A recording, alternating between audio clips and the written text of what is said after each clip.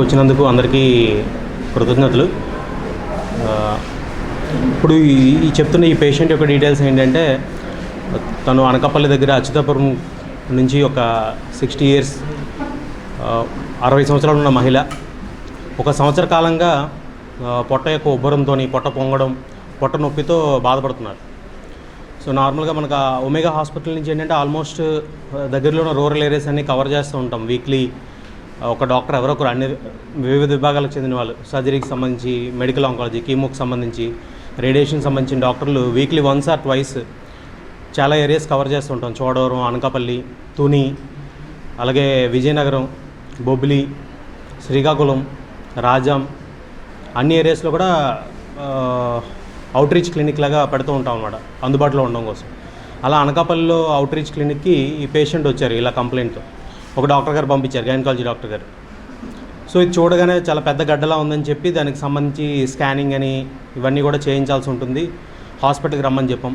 ఆరోగ్యశ్రీలో అవుతుంది ట్రీట్మెంట్ అని చెప్పి. వచ్చాక సిటీ స్కాన్ చేయిస్తే దగ్గర దగ్గర 30 సెంటీమీటర్లు ఇంటూ 30 సెంటీమీటర్లు, చాలా పెద్ద size, almost double then ball కన్నా పెద్ద సైజు ఉంటుంది. సో అది చూసాక కొన్ని బ్లడ్ టెస్టులు చేయించాం, క్యాన్సర్కి సంబంధించిన డౌట్ ఉంది. సో అవి రెండు చూసుకున్నాక కన్క్లూజన్ బట్టి ఏంటంటే ఇది అండాశయాలకు సంబంధించిన క్యాన్సర్ అని ఒక అవగాహన కుదిరింది. సో దాన్ని బట్టి మనకి ఎన్టీఆర్ వైద్య సేవలో అప్లై చేసి ఫ్రీగా ట్రీట్మెంట్ అయ్యేలాగా చూసి అడ్మిట్ చేసాము. గవర్నమెంట్ నుంచి పర్మిషన్ వచ్చిన వెంటనే సర్జరీ 23వ తారీఖున సోమవారం లాస్ట్ మండే చేసాం అన్నమాట. సో లోపలంతా పొట్ట అంతా ఆల్మోస్ట్ పొట్ట అంతా కూడా ఈ గడ్డే ఉందన్నమాట. పేగుల్ని కానీ కిడ్నీస్ని వాటిని ఒక సైడ్కి తోసేసి కంప్రెస్ చేస్తూ ఉంది, నొక్కేస్తూ ఉందన్నమాట. సో ఇది తొలగించిన తర్వాత వెయిట్ చూస్తే మనం 8 kgs ఉందండి ట్యూమర్. తొలగించిన తర్వాత ఆవిడ మత్తులో ఉండగానే పేషెంట్ని బయటికి టెస్ట్కి పంపించాము, క్యాన్సర్ ఉందా లేదా అన్నది. సో బార్డర్ లైన్లో కొంచెం క్యాన్సర్ ఉంది అన్నట్టు ఇచ్చారు.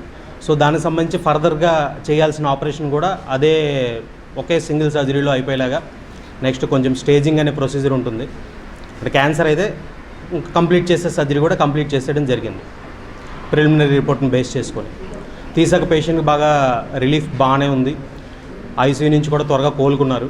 వెంటనే వార్డుకి షిఫ్ట్ చేయడం జరిగింది నెక్స్ట్ రోజే. ఈ 5 days తర్వాత ఈరోజు డిశ్చార్జ్ చేద్దాం అనుకుంటున్నాము.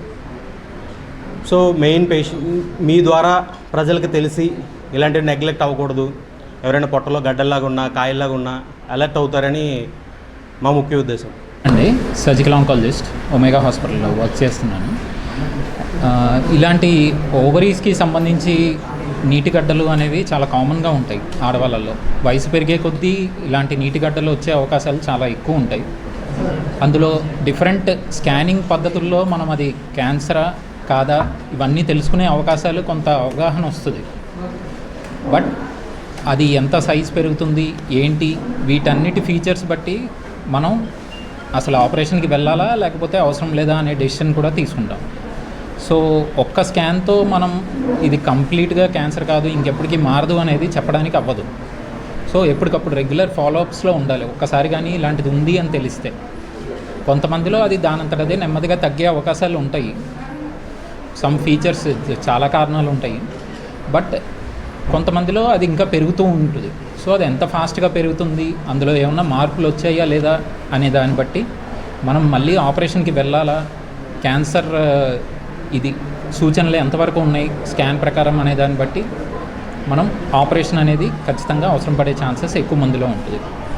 సో ఇవన్నీ ఒక్క స్కాన్తోని కానీ ఒక్కసారి డాక్టర్ విజిట్తో కానీ కన్ఫర్మ్ అయ్యే అవకాశాలు ఉండవు. సో ఒక్కసారి ప్రాబ్లం ఉంది అని తెలిసింది అని అంటే ఎప్పటికప్పుడు వచ్చి మళ్ళీ చూపించుకుంటూ ఉంటేనే మంచిది.